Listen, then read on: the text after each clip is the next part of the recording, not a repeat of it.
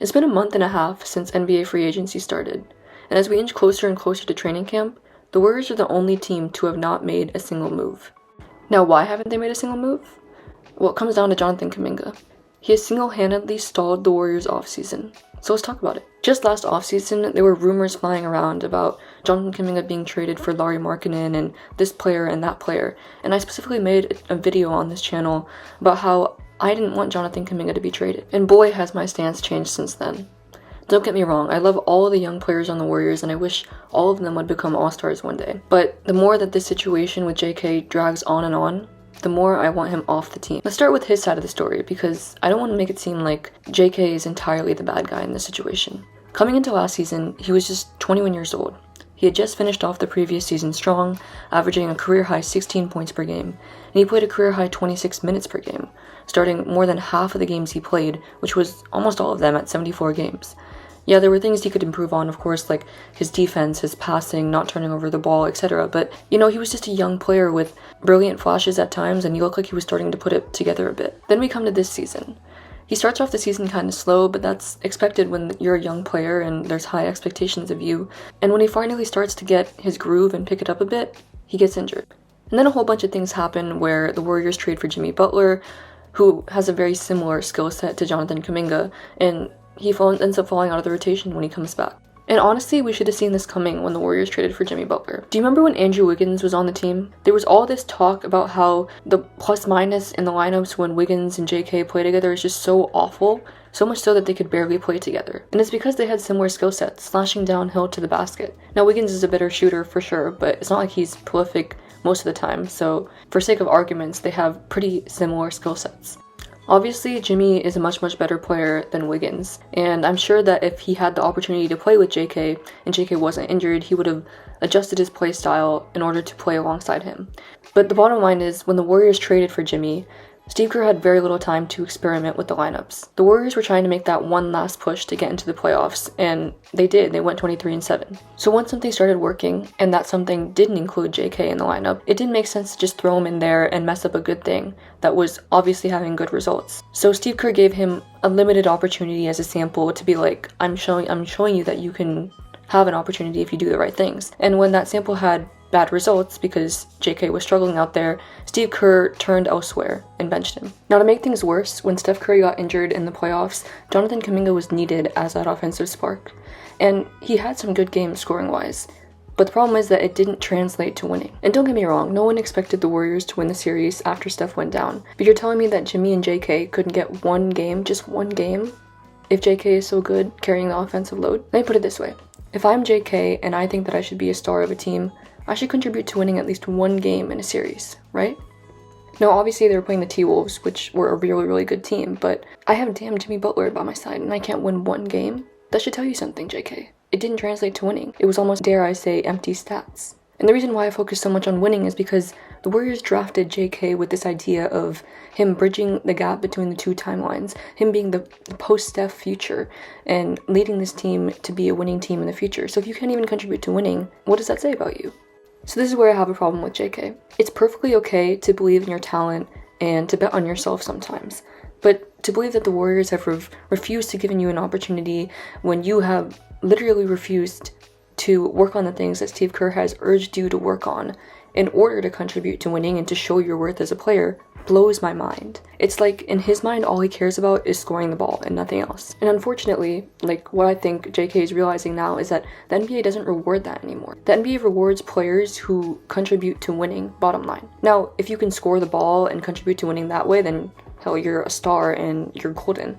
But take, for example, Alex Caruso or Bruce Brown. Those guys got paid because they could do all the little things that contribute to winning, instead of having this linear focus on scoring the ball. Not everyone can be a star, and JK has to accept that. And you might say that's perfectly fine because JK doesn't care about winning. He probably only cares about scoring the ball on a bad team and becoming an all-star or whatever his ceiling is on a bad team. But he's finding out the hard way that that's not the scenario, and it's not possible in today's NBA. Because of the second apron, no bad team, even with cap space, is willing to bet on a young player who has shown that his primary focus is on scoring the ball and that he's not willing to improve other parts of his game in order to fit around the team. especially when said player is demanding $30 million per year.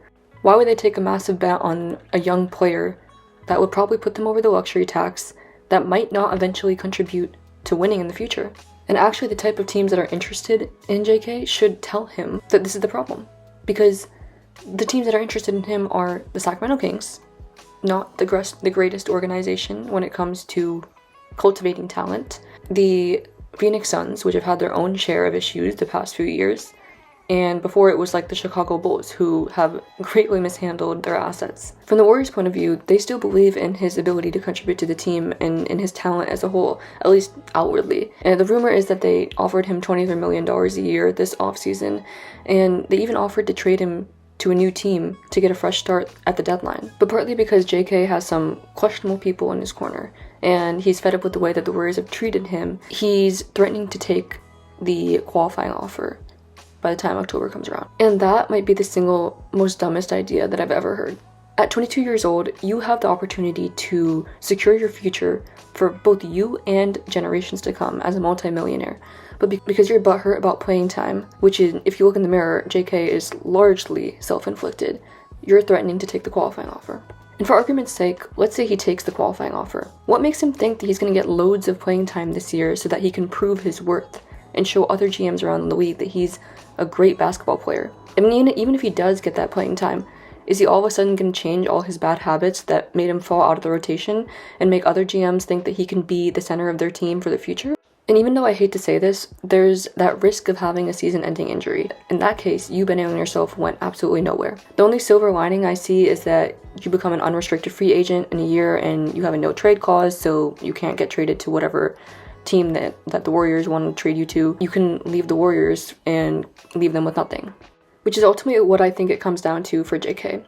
I think at the end of the day, JK just wants to be off the Warriors, period. The money is obviously important, but he's willing to take the qualifying offer, become an unrestricted free agent, see what type of money he can get on the market, whether that's $30 million, probably not, but he's willing to sacrifice his payday now in order to be on a new team and hopefully make a larger bag in the future. Is that the smart way of going about it? Absolutely not, but he probably thinks that he can make a bigger payday on a new team once he's their centerpiece and their star. But I mean, he's willing to take the chance that some team is gonna bet on him like that. Now, if you were to take the $23 million per year offer that the Warriors are giving him, even if the Warriors promise to trade him, he doesn't trust that they'll actually do it. And that kind of makes sense, because if you look at the amount of rumors that he's been in for the past few years, he's never actually gotten traded though. They obviously value him a lot and want a lot in return for him, so him getting traded at the deadline isn't 100% guaranteed. So where do I think this will end up? If he were smart and he comes to his senses, then he would take that offer that the Warriors are giving him, trust that the Warriors will either make him a key part of their rotation so that he's somewhat happy, or trade him at the deadline to a team that he might prefer to go to, and that's that. But something tells me that there's a very real possibility that JK will take the qualifying offer and thug it out for a year, end up being in restricted free agency where he can try to prove that he's worth $30 million per year at some point. Whatever it is that JK chooses to do, I hope that it comes to an end soon and that it doesn't bleed into, one, the Warriors' offseason plans anymore, because they're rumored to be trying to sign Al Horford or DeAnthony Melton or whatever, and two, that it doesn't affect the chemistry going into the season for the rest of the team. I don't want to see articles about how JK is frustrated and he's demanding a trade and he just doesn't like the playing time and the treatment that he's getting, and that leading to drama within the season. All I know is that the situation has gotten messier and messier, and that everyone wants it to come to an end.